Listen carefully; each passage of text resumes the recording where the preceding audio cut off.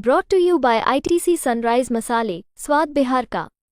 नमस्कार, बिहार तक देख रहे हैं आप और आपके साथ मैं हूं आशीष अभिनव। बिहार में जमीन सर्वे का काम शुरू हो चुका है, लेकिन लोगों में इसको लेकर कई तरह के कंफ्यूजन है कि अगर पूर्वज के नाम पर जमीन है तो क्या करें, मृत व्यक्ति के नाम पर जमीन है तो क्या करें, आगे काम कैसे होगा। इन सभी सवालों का जवाब आपको मिलेगा और आप भी अपने जमीन के कागज को दुरुस्त रख पाएंगे, क्योंकि अब आपके लिए यह बेहद जरूरी हो गया है। तो सबसे पहले यह जान लीजिए कि सर्वे में दस्तावेज में जमीन में किसी मृत व्यक्ति का नाम नहीं चढ़ाया जा सकता। मतलब सर्वे में मृत व्यक्ति का नाम नहीं चढ़ेगा। अगर किन्हीं की जमीन दस्तावेज या दादा या परदादा के अलावा किसी ऐसे व्यक्ति के नाम पर है जिनका निधन हो गया है, तो ऐसी स्थिति में आप उस व्यक्ति के जितने वारिस हैं सभी के नाम उन पर चढ़ा सकते हैं, सभी के नाम चढ़ाए जाएंगे। अब इसके लिए आपको करना क्या है? इसके लिए पंचायत की जो ग्राम सभा होती है उसमें वंशावली जो आपको देना पड़ेगा और वही वंशावली मान्य भी होगी। इस पर सभी रैयतों के हस्ताक्षर होने चाहिए। अगर किन्हीं का बंटवारा नहीं हुआ है, बहुत से केसेस आप अपने आसपास देखते होंगे, तो अलग अलग जमीन सर्वे में नाम नहीं चढ़ाए जाएंगे। दस्तावेज के मुताबिक पहले से मौजूद सभी जमीन मालिकों के नाम पर सर्वे में उनको चढ़ाया जाएगा, सभी मालिकों का नाम। और जमीन सर्वे के दौरान संबंधित व्यक्ति को अपनी जमीन से जुड़ी हुई कोई भी दस्तावेज का प्रमाण पत्र आपको देना पड़ेगा, जिससे यह साबित हो सके कि जमीन आपकी ही है। इसमें जमीन कर, खतियान रसीद, दाखिल खारिज या जमीन के स्वामित्व से संबंधित अन्य कोई सरकारी दस्तावेज भी शामिल हो सकते हैं। अगर किसी जमीन पर पहले से कोई विवाद है, यह सवाल बहुत बार उठता है और लोग कमेंट सेक्शन में पूछते हैं, मुकदमा चल रहा है तो क्या करें। तो ऐसी स्थिति में सर्वे के दस्तावेज में उक्त जमीन से संबंधित तमाम विवरण के बारे में ब्रैकेट में केस की संख्या भी लिखी जाएगी।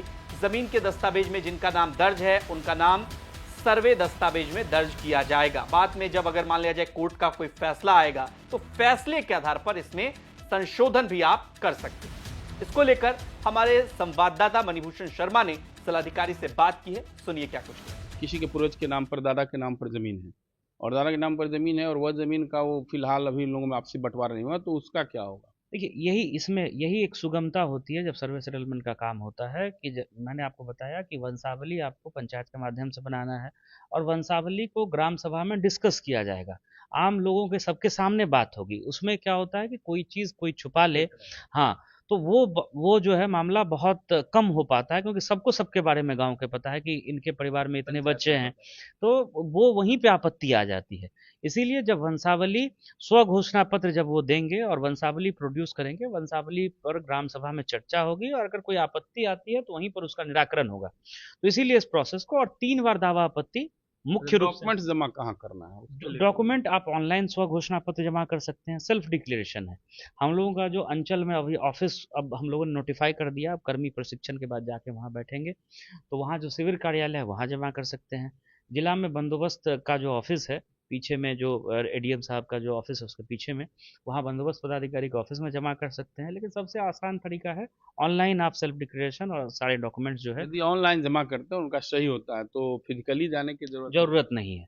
और जब ड्राफ्ट पब्लिकेशन होता है, जब दावा आपत्ति ली जाती है, उस समय आप जरूर चेक कर लीजिए कि आपने जो जमा किया है। एक अहम सवाल है कि लोग पूछ रहे हैं कि प्लॉट पर जाकर के फोटो खिंचाना होगा, इस तरह का क्या मामला? नहीं, अगर आपको लग रहा है कि आप जब जिस समय ग्राउंड पर काम हो रहा है और आपको लग रहा है कि आपने जो इन्फॉर्मेशन दिया है वो रिफ्लेक्ट नहीं हो रहा है, तो आप वहाँ उपस्थित रह सकते हैं। यदि वैसे नहीं है, ऑनलाइन जमा किए तो कोई दिक्कत नहीं है। मैंने आपको कहा कि ग्राम सभा का कई बार आयोजन किया जाएगा। ग्राम सभा इसलिए ही बुलाई जाती है कि गांव के लोग उसमें पार्टिसिपेट करें, अपनी बातों को रखें, उसमें अधिकारी मौजूद रहेंगे, हमारे कर्मी मौजूद रहेंगे, सारे डॉक्यूमेंट्स के साथ रहेंगे, अपना भी जमीन का ब्यौरा देखते हैं, अपने आसपास के चौकीदार का भी देखते हैं, तो उसमें डिस्प्यूट वहीं पर उसका समाधान हो जाता है कि ग्राम सभा में आगे कि ये 10 पॉइंट है, इसको देखना है। तो अगले कुछ दिनों में अमीन, कानून को, बंदोबस्त पदाधिकारी सब लोग वहाँ विजिट करेंगे और वो जो बात आई है उसमें हो सकता है किसी एक का पक्ष सही हो, किसी दूसरे का गलत हो, तो वो आमने सामने क्लियर हो जाता है।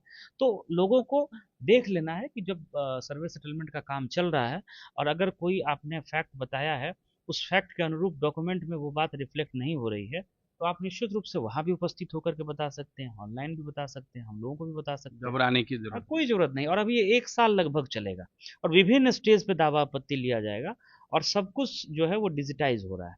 तो लोगों को हाँ, बस ये कि जानकारी पूरी रखनी है, डॉक्यूमेंट्स आपके अपने तैयार रखने हैं, वंशावली सही तरीके से रखना है और जब गाँव में जब टीम जाए तो उसको सहयोग करिए, आप बताइए और निश्चित रूप से जो भी आपकी समस्या होगी उसका हम लोग निराकरण करेंगे। तो ये डीएम साहब का आपने बयान सुना। अगर आपके मन में अभी भी कोई कंफ्यूजन है तो हमें आप अपना सवाल भेज सकते हैं। हम आपके सभी सवालों का एक्सपर्ट के माध्यम से या अधिकारी के माध्यम से उनसे बातचीत कर सभी सवालों का जवाब, सर्वे से जुड़ी तमाम जानकारियां देने की कोशिश करेंगे।